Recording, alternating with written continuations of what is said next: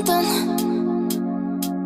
Could have seen it in your eyes. Hai, halo kesayangan, apa kabar? Semoga kamu dalam kondisi sehat, bahagia, dan penuh cinta ya. Ketemu lagi dengan saya, Sada Bahiti, dan kali ini saya ditemani oleh Cemplon Suklepon Empon-Empon, dan kita mau ngebahas tentang tanda-tanda jodoh sudah dekat di dalam kehidupan kamu ya, dan ini sifatnya adalah general reading. Energi kolektif yang ditangkap, dan ini untuk all zodiak ya, semua zodiak. Sebelum saya bacakan kartunya, nanti saya akan sampaikan sedikit tentang yang namanya jodoh ya. Oke, dan once again thank you buat kamu yang udah like, subscribe, dan komen. Aku mau doa khusus buat kamu ya. Oke, tarik nafas. Aku mengambil energi matahari, aku mengambil energi bulan, aku mengambil energi semesta, oke? Buat kamu yang sudah memberikan energi positif untuk channel ini, diberikan kepada kamu cinta di dalam hati kamu, dilembutkan hati kamu sehingga kamu mulai merasakan cinta, mulai merasakan welas asih dan kecantikan atau ketampanan, inner beauty, keluar dari dalam diri kamu dan terpancar ke dalam semesta. Syukur dan bahagia terpancar sehingga semesta pun akan merespon dan membalasnya kepada kamu dengan cinta yang baik dan kehadiran orang-orang yang baik. Oke, terima ya. Dan yang belum subscribe, ditungguin ya, karena dengan subscribe kita akan lebih mudah untuk terkoneksi, oke? Sambil saya shuffle kartu. Oke. Jodoh ya. Tanda-tanda jodoh sudah dekat. Well, tanda jodoh sudah dekat adalah ketika kamu mulai menyadari bahwa kebahagiaan kamu itu ada di dalam diri kamu sendiri.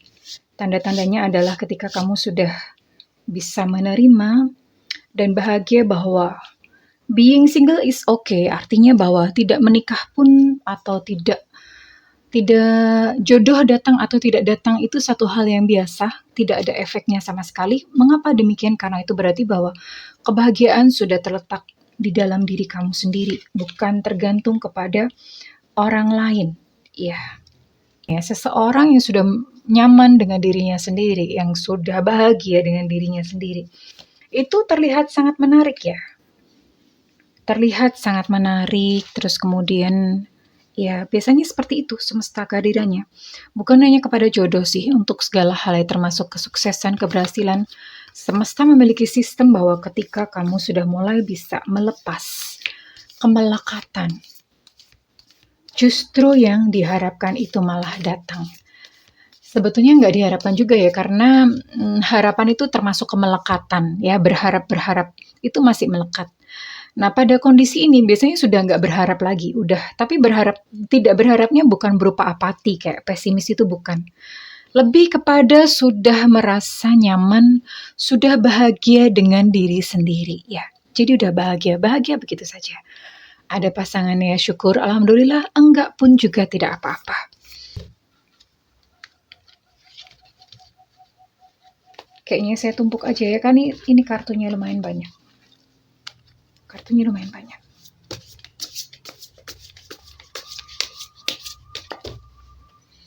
Saya tumpuk saja.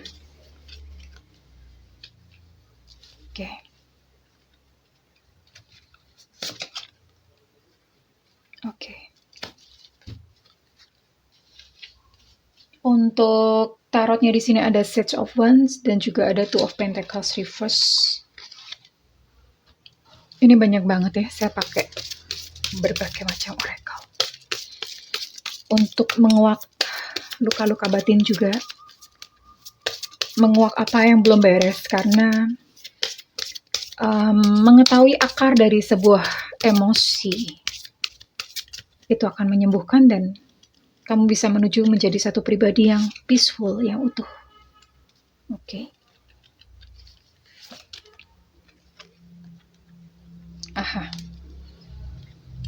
Banyak banget. Ini mungkin agak panjang nanti videonya. Mudah-mudahan teman-teman gak bosen ya. Karena kalau biasanya saya berbicara atau ngobrolin tentang pemberdayaan diri, biasanya sangat kurang peminatnya. Padahal ini justru yang mengubah hidup, benar-benar mengubah hidup ya. Dan semua yang saya katakan di sini itu saya sudah praktekkan.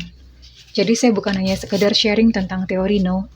ya. Dari pengalaman-pengalaman kehidupan saya mempraktekkan banyak hal dan ini adalah salah satunya. Oke.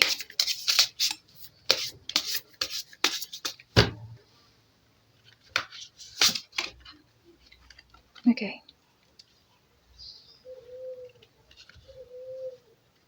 Wow, keren banget. Oke. Oke. Di sini ada Six of Wands dan Two of Pentacles. Six of Wands. Jodoh mulai mendekat ketika kamu sudah mulai memegang kendali dalam hidupmu sendiri, ya. Memegang kendali itu artinya bahwa you in charge, kamu itu berkuasa atas kebahagiaan kamu sendiri. Kamu bahagia dengan dirimu sendiri, artinya apa? Kamu sendirian pun itu kamu bahagia. Sendirian pun kamu either mau ada pasangan ataupun enggak ada pasangan itu sama saja. Kenapa demikian? Karena kebahagiaan kamu itu tidak tergantung kepada orang lain. Kamu sudah bisa bahagia dengan diri sendiri, ya. Sendiri pun itu sudah bisa bahagia. Kenapa demikian? Karena pada kondisi ini kamu sudah merasa utuh, ya. Sudah merasa utuh. Nah, sekali lagi bahwa bahasa semesta adalah bahasa rasa. Apa yang kita rasakan, apa yang kita pancarkan itu menghasilkan gelombang elektromagnetik. Bisa diukur dengan namanya EEG, ada alatnya namanya EEG. Itu menghasilkan gelombang elektromagnetik rasa, ya. Pikiran juga bisa menghasilkan gelombang elektromagnetik, tapi perasaan rasa itu lebih kuat. Dan ketika kamu mengirimkan sinyal kepada semesta bahwa diri kamu sudah utuh, aku sudah utuh, sudah bahagia, maka semesta pun merespon dan mengembalikan realita kita berdasarkan pesan yang disampaikan, yaitu utuh. Dan ketika utuh, maka seseorang itu datang dengan sendirinya. Ya. That's why orang-orang yang sudah bisa bahagia dengan dirinya sendiri itu terlihat menarik, ya. Energinya kerasa. Energinya cantik, ganteng, seperti itu. Nah, berbeda ketika kamu masih menggantungkan kebahagiaan terhadap orang lain. Masih membutuhkan orang lain untuk bahagia. Kamu nelongso kalau sendirian. Dan kamu baru bisa bahagia ketika kamu memiliki pasangan. Nah, kondisi seperti ini, ketika kamu dalam kondisi tidak memiliki pasangan, ada rasa kesepian di dalam hati kamu. Dan kemudian rasa kesepian itulah yang dipancarkan ke semesta, memberitahukan kepada semesta bahwa kamu kekurangan, kamu tidak utuh. Kamu merasa sepi. Nah, kesepian itu ditangkap oleh semesta dengan energi atau dengan getaran atau gelombang yang sama. Dan kemudian itu dikembalikan kepada diri kita sendiri dan menjadi realita kita. Akhirnya apa? Seseorang yang kesepian begitu panjang, dia akan kesepian terus-menerus, ya. Karena memang seperti itulah sistem di dalam semesta yang orang tidak banyak tahu, mungkin, ya. Orang tidak banyak tahu. Ini prinsip seperti ini ada di dalam buku Divine Matrix punyanya karangannya Greg Braden. Your feeling is your prayer. Rasamu adalah doamu, oke? Dan tanda-tanda kedua, jika jodoh sudah dekat.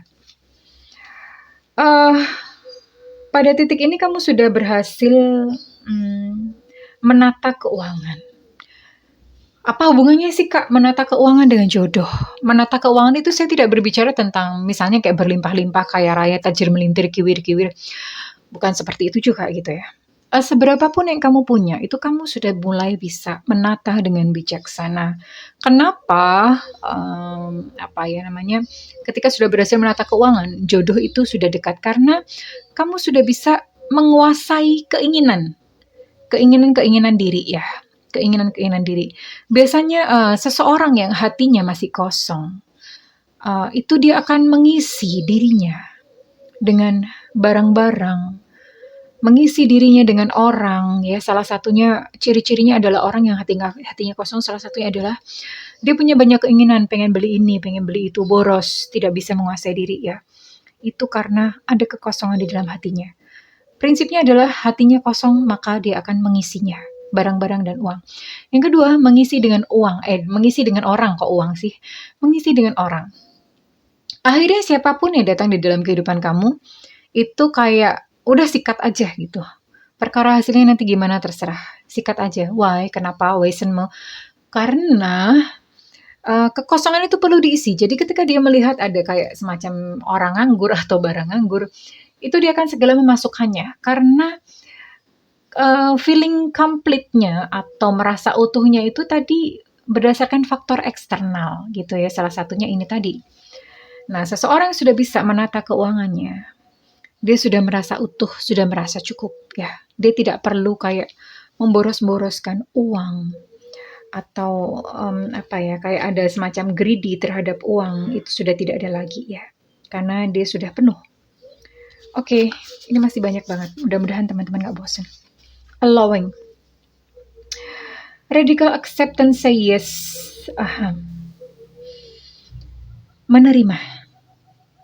Menerima bahwa kamu sekarang, mungkin kalau beberapa teman yang merasa kesepian itu diterima saja, tidak perlu ditolak. Iya, diakui, kayak omongin bahwa iya, aku sedang merasa sepi. Ya, bilang pakai kata-kata merasa, jangan bilang iya aku kesepian. No, itu nanti jadi identitas diri. Tapi kita bilangnya adalah iya, aku merasa kesepian. Aku memang sedang merasa kesepian. Ya, aku merasakan aku membutuhkan seseorang, dan itu adalah fully aware atau menyadari bahwa memang di dalam dirinya ada kekosongan. So, diterima saja kondisi tersebut mengalir ya. Kenapa demikian? Karena pada saat titik sudah berada di dalam acceptance atau penerimaan, itu ego tiarap. Ego tiarap artinya itu kayak misalnya bahasanya kayak semacam ikhlas ya. Itu udah ikhlas, sudah nyerah. Iya, aku ngerasain kok. Iya, gitu ya. Itu udah langsung tiarap. Word. Ini keren banget. You are love itself. Kamu itu adalah cinta sendiri. Jadi ketika kamu menyadari bahwa diri kamu itu adalah cinta, kamu tidak memerlukan cinta dari luar kok. Cinta itu bukan diambil dari luar, tapi cinta itu tumbuh dari dalam, mekar dari dalam, ya, keluar sendiri dari dalam. Dan ketika cinta dari dalam diri kamu itu meluap, maka itu akan menarik cinta yang setipe atau yang sejenis ya, yang murni, yang pure, yang indah. Tapi jika kamu masih terus-menerus untuk mendownload cinta dari luar, ini ciri-cirinya adalah, kenapa kok dia nggak mencintai aku? Kak, gimana caranya supaya dicintai orang? Orang pada fase ini, ciri-cirinya dia akan minta pengasihan. Kak, gimana caranya? Minta jimat, minta apa? Itu masih berada di ciri-ciri gini. Mendownload cinta itu dari luar. Dia tidak paham bahwa dirinya sendiri sebetulnya adalah cinta. Ya. Dan orang yang berada pada fase bahwa dia mengerti dirinya adalah cinta, itu kayak seolah-olah, saya sering bilang dalam video, menjadi pusaran cinta. Nah, kalau menjadi pusaran cinta, itu kan akan muter-muter ya, otomatis muter-muter itu akan menarik cinta-cinta yang indah, yang sesuai dengan kualitas jiwa, sesuai dengan kualitas dirinya. Tapi kalau misalnya masih download dari luar, nah itu kualitasnya dipertanyakan ya. Karena kalau dari luar ya, tentu saja kualitasnya kualitas mereka, bukan kualitas kita. Oke. Mudah-mudahan bisa dipahami dan mudah-mudahan bisa dimengerti. Mudah-mudahan bahasa saya tidak terlalu rumit. Oh, dan beberapa dari kalian yang masih terjebak dalam kesadaran korban. Kesadaran korban itu artinya, ini buat kamu yang mungkin pernah ditinggalin, di ghosting dan segala macam ya. Merasa dizolimi, merasa tidak adil. Aku tuh nggak salah apa-apa, dia ninggalin aku ini korban. Nah, tanda-tanda jodoh sudah dekat, yang namanya victim consciousness atau kesadaran korban ini sudah hilang. Sudah tidak ada.